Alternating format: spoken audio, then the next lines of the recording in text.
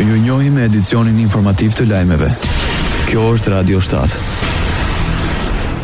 Kryeministri izraelit i rikthehet thirrjeve ndaj ndërkombëtarëve për të çarmatosur Hamasin. Forcat ndërkombëtare paqëruese duhet të çarmatosin Hamasin dhe nëse nuk e bëjnë do ta bëjë ushtria izraelite, deklaroi kryeministri Benjamin Netanyahu gjatë ceremonisë së diplomimit të një kursi për oficer luftarak në Akademinë e parë ushtarake. Ai kujtoi se qeveria është vendosur të sjellë të gjithë pengjet e rënë në shtëpi.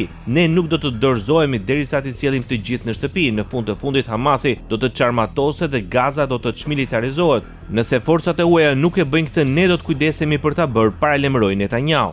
Forcat mbrojtëse të Izraelit raportuan se kryen dhe një bastisje në fshatin Blida, në anën libaneze të kufirit me Izraelin si pjesë e një operacioni për të shkatruar infrastrukturën civile të përdorur nga Hezbollahu. Kryeministri libanez Naaf Selam e quajti sulmin e Izraelit shkelje flagrante të sovranitetit të Libanit. Radio 7, zëri pozitiv i qytetit.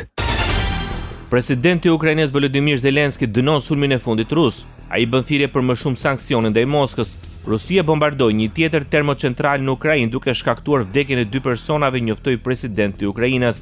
Volodymyr Zelensky tha se sulmi goditi termocentralin në Slovjansk, qyteti më i madh në rajonin e Donetskut, që ende kontrollohet nga Kievi. Ky sulm vjen pas njërës prej netëve më të rënda të luftës për Ukrainën me një numër të madh goditjesh ndaj objekteve energjetike.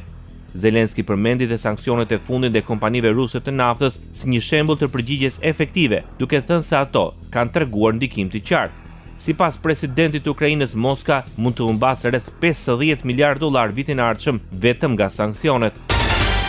Forcat të Ukrainës e vijojnë sulme me dronë dhe infrastrukturës ruse pranë qytetit Vladimir në Rusinë perëndimore. Megjithatë, guvernatori i qytetit rus, Aleksandr Avdev, theksoi se kërcënimi i sulmeve me dronë mbetet në rajon dhe u bëri thirrje banorëve të tregojnë kujdes. Dronët të Ukrainës dëmtuan dhe një termocentral në rajonin Orel të Rusisë. Guvernatori rajonal Andrei Klyshkov tha se sulmet shkaktuan dëme në pajisjet e furnizimit me energji. Vjojnë të rriten tensionet në krahun lindor të Aleancës. Një avion luftarak polak MiG-29 interceptoi një avion zbulues rus mbi detin Balltik. Incidenti i dytë i tillë këtë javë, njoftoi ministri polak i mbrojtjes.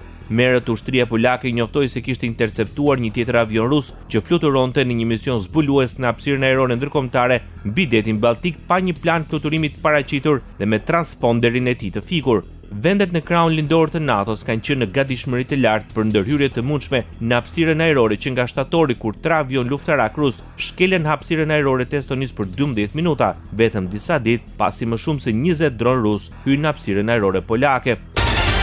Rusia paralajmëroi sot të reagojë në përputhje me çdo shkelje të mundshme të moratoriumit ndërkombëtar mbi testet bërthamore. Reagimi vjen nga zëdhënësi i presidencës ruse Dmitri Peskov gjatë një konferencë për shtyp duke komentuar deklaratat e presidentit amerikan Donald Trump dhe direktivën e tij ndaj Pentagonit për testimin e armëve bërthamore amerikane. Dua të kujtoj deklaratën e presidentit Vladimir Putin e përsëritur disa herë sipas së cilës nëse dikush e braktis moratoriumin, Rusia do të veprojë në përputhje me këtë, tha zëdhënësi i Putinit Dmitri Peskov. Sipas tij, testet e Burevestnik dhe Poseidon në asnjë mënyrë nuk mund të interpretohen si teste bërthamore. Ndoqët lajmet shkurt në Radio 7, zëri pozitiv i qytetit.